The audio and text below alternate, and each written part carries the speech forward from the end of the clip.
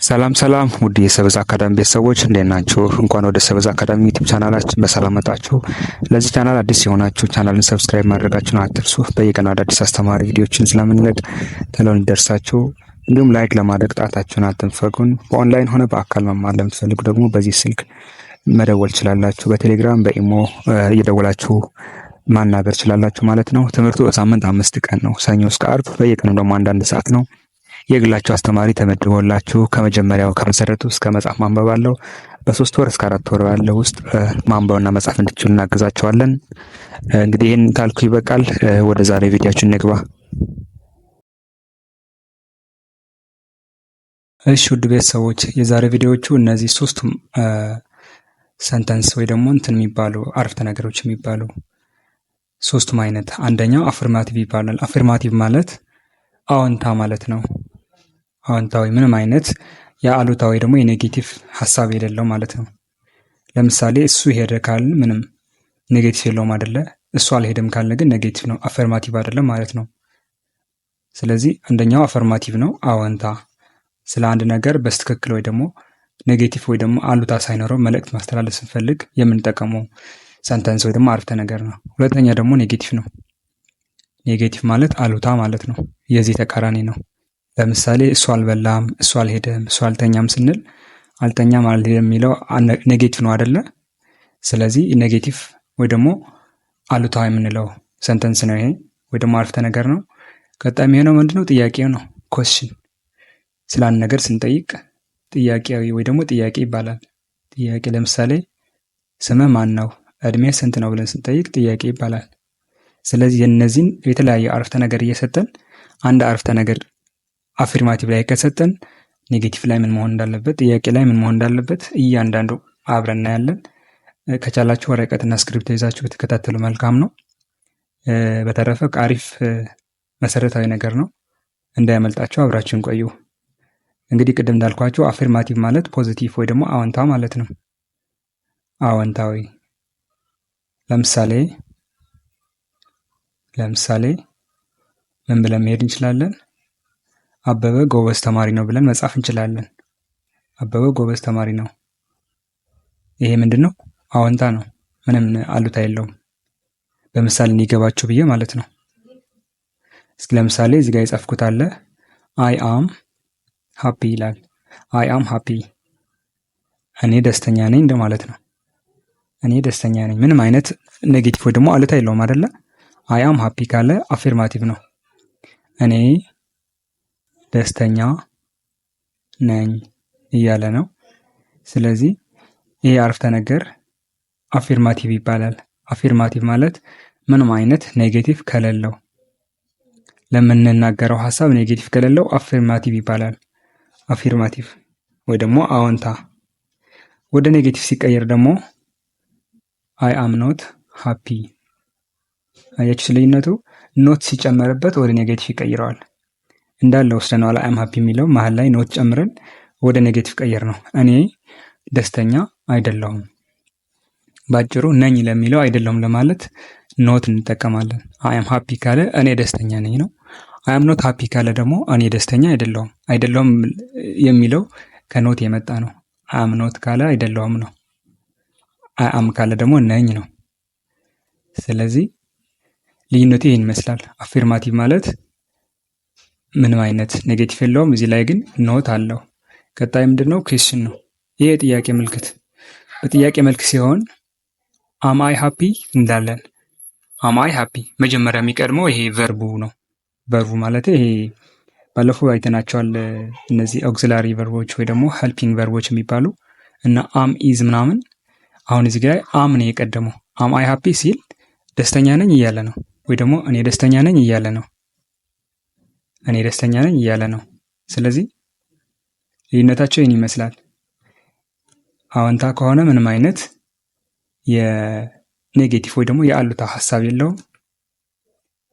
አሉታ ከሆነ ደግሞ ኖት መጨመር ነው። ለአዎንታው ኖት ስንጨምርበት ተቀየረ ማለት ነው። አይ አም ኖት ሃፒ ያለ አይ አም ሃፒ ነበር፣ አይ አም ኖት ሃፒ ሆነ። ወደ ጥያቄ ሲሄድ ደግሞ አም አይ ሃፒ ሲል እኔ ደስተኛ ነኝ ብሎ ለራሱ እየጠየቀ ነው። አም ከቀደመ ጥያቄ ይሆናል ማለት ነው። ሌላ ምሳሌ ደግሞ ዩ አር ሪች። ዩ አር ሪች ማለት አንተ ሀብታም ነህ እያለው ነው። አንተ ሀብታም ነህ ካለ ይሄ ምንድን ነው የሚያሳየው? አፊርማቲቭ ወይ ደግሞ አዎንታ ነው። ምክንያቱም ምንም አይነት ኖት የለውም፣ ኔጌቲቭ ሀሳብ የለውም። አዎንታዊ ነው የተናገረ ያለው። አንተ ሀብታም ነህ ካለው ምንም አይነት ኔጌቲቭ ወይ ደግሞ ምንም አይነት አሉታዊ ሀሳብ የለውም። ስለዚህ ዩ አር ሪች ካለ አፊርማቲቭ ነው ማለት ነው። ወደ ኔጌቲቭ ስንቀይረው ደግሞ ኖት መጨመር ነው። ዩ አር ኖት ሪች፣ ዩ አር ኖት ሪች አንተ ሀብታም አይደለህም ስንል ኖት መጨመር ነው። ስለዚህ ዋናው ነገሩ ለሐሰቱ ወይ ደግሞ ለኔጌቲቭ ኖት ስንጨምርበት ነው።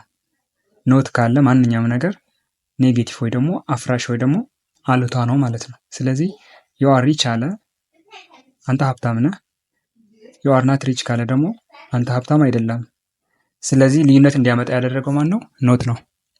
ኖት ኔጌቲቭ ነው የሚሰራው ማለት ነው፣ ወይ ደግሞ አሉታ ነው የሚሰራልን። አይደለም የሚለው የአማርኛ ቀጥታ ሲገረደፍ ኖት በሚለው መተካት እንችላለን። ቀጣይ ወደ ጥያቄ ሲቀየር አሪዩ ብለን እንጀምራለን። አሪዩ ሪች አንተ ሀብታም ነህ ማለት ነው። ይሄ ጥያቄያዊ ነው። ልዩነት አያችሁት? ወደ መጀመሪያ የሚመጣው ምንድን ነው? ቨርቡ ነው። አሪዩ ሪች እያለ ነው። ሀብታም ነህ ወይ ደግሞ አንተ ሀብታም ነህ። እዚህ ጋር አንተ እኔ የሚለው ያላስገባሁት ጥያቄያዊ ላይ ያው ታውቁታላችሁ ብዬ ነው። ደስተኛ ነኝ ካለ እኔ ደስተኛ ነኝ ቢልም ተመሳሳይ ነው አይደለ? አንተ ሀብታም ነህ ቢልና ሀብታም ነህ ቢል ያው ነው። ስለዚህ ቦታ እንዳይጠብ ብዬ ነው አንተና እኔ ያላስገባሁት እንጂ እሱም ሌላ ጥያቄ እንዳይሆንባችሁ ብዬ ነው።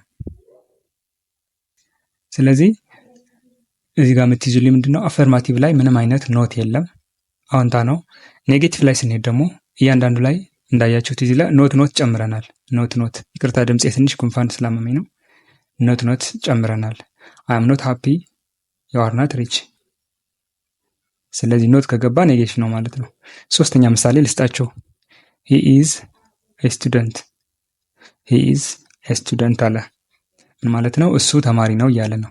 ስለዚህ እዚህ ጋር ኖት ወይ ደግሞ አይደለም የሚል ነገር ከሌለ አፈርማቲቭ ነው ማለት ነው። አዎንታዊ ሀሳብ ነው። እሱ ተማሪ ነው። ወደ ኔጌቲቭ ስንሄድ ምንድነው የምናደርገው? ሂ ኢዝ ናት ስቱደንት። እሱ ተማሪ አይደለም። ስለዚህ አይደለም ወይ ደግሞ ኖት የሚል ካለ አፍራሽ ነው ማለት ነው። አፍራሽ ነው። ሂ ኢዝ ኤ ስቱደንት ሲል እዚህ ጋር እንዳያችሁት ሙሉ በሙሉ አፈርማቲቭ ነው። አዎንታዊ አረፍተ ነገር ነው። ስለዚህ ወደ ኔጌቲቭ ሲቀየር እንዳለ ወስደን ኖት መጨመር ነው። ሂ ኢዝ ኖት ኤ ስቱደንት። ኢዝ ናት ኤ ስቱደንት ማለት ትችላላችሁ። እንግዲህ በፈረንጆች አፍ ሲሆን ሂ ኢዝ ኖት ኤ ስቱደንት፣ እሱ ተማሪ አይደለም። ሂ ኢዝ ናት ስቱደንት። ስለዚህ ኖት የሚለው እዚህ ጋር አፍራሽ ነው ማለት ነው። ሶስቱም ላይ ካያችሁት ኖት ጨምረና ያፈረስ ነው ወደ ውሸት ወይ ደግሞ ወደ ኔጌቲቭ ወደ አሉታ የቀየር ነው። ስለዚህ ልዩነቱ የገባችሁ ይመስለኛል። ኔጌቲቭ ላይ ኖት እንጨምራለን። ሂ ኢዝ ኤ ስቱደንት፣ እሱ ተማሪ ነው ብለናል አይደለ? ወደ እንግሊዝኛ ስቀየር ወደ ኔጌቲቭ ስንቀይረው ደግሞ ሂ ኢዝ ናት ኤ ስቱደንት፣ እሱ ተማሪ አይደለም። ኖት ማለት ቀጥታ ትርጉሙ አይደለም ማለት ነው። ወይ ደግሞ አዎንታ የነበረው አፍርማቲቭ የነበረው አፍራሽ ለሱ የሚያፈርስ ነው ማለት ነው። ወደ ኔጌቲቭ የሚቀይር ኖት ነው ማለት ነው። ወደ ጥያቄ ሲቀየር ቨርቡ ቀድሞ ይመጣል። አሁን እዚህ ጋር ቨርቢንግ ማን ነው? ሄልፒንግ ቨርቡ ማን ነው? ኢዝ ነው። ኢዝ ይመጣና ኢዝ ሂ ኤ ስቱደንት፣ እሱ ተማሪ ነው እያለ ነው። ኢዝ ሂ ኤ ስቱደንት ሲል ተማሪ ነው ብሎ እየጠየቀ ነው። ይሄ ደግሞ ወደ ጥያቄ ሲቀየር ነው። ሉክ እዚህ ጋር አንድ አይነት ሀሳብ ነው። ሀሳቡ አልቀየር ነው። ሂ ኢዝ ኤ ስቱደንት ነበር፣ እሱ ተማሪ ነው። ሂ ኢዝ ናት ኤ ስቱደንት፣ እሱ ተማሪ አይደለም ማለት። ቀጥለን ደግሞ ተማሪ ነው ብለን እየጠየቅን ነው። ስለዚህ የእነዚህ ሶስቱም አረፍተ ነገሮች አፌርማቲቭ፣ ኔጌቲቭ እና ኩዌስችን የእነዚህን ልዩነት ለማየት ነው ዋና ዓላማው። ስለዚህ ኢዝ ሂ ኤ ስቱደንት ሲል እሱ ተማሪ ነው እያለ ነው፣ ወይ ደግሞ ተማሪ ነው ብሎ ባጭሩ እየጠየቀ ነው ማለት ነው። ስለዚህ ልዩነቱ እየገባችሁ ይመስለኛል። ኩዌስችን ላይ መጀመሪያ መምጣት ያለበት ሄልፒንግ ቨርቡ ነው። ሂ ኢዝ ኤ ስቱደንት ከነበረ ኢዝ ሂ ኤ ስቱደንት ተብሎ ይገለበጣል። ዩ አር ኤ ሪች ካለ አር ዩ ሪች ብሎ ይገለብጠዋል ማለት ነው። አራተኛ አረፍተ ነገር የሚሰጣችሁ ሺ ኢዝ ኤ ቲቸር። ሺ ኢዝ ኤ ቲቸር እሷ አስተማሪ ናት እያለ ነው። ሺ ኢዝ ኤ ቲቸር ካለ አፈርማቲቭ ነው። እሷ አስተማሪ ናት። ሺ ማለት እሷ ነው እንደምታውቁት። እዚህ ጋር ሄልፒንግ ቨርቡ ማን ነው? ኢዝ ነው። ምክንያቱም እሷ የሚለው ነጠላ ስለሆነ ኢዝ ነው። ስለዚህ ሺ ኢዝ ኤ ቲቸር ማለት እሷ አስተማሪ ናት። ስለዚህ ምንም አይነት ኔጌቲቭ ወይ ደግሞ አሉታ ሀሳብ የለውም። አስተማሪ መሆኗን በስትክክል እየገለጸ ነው ማለት ነው።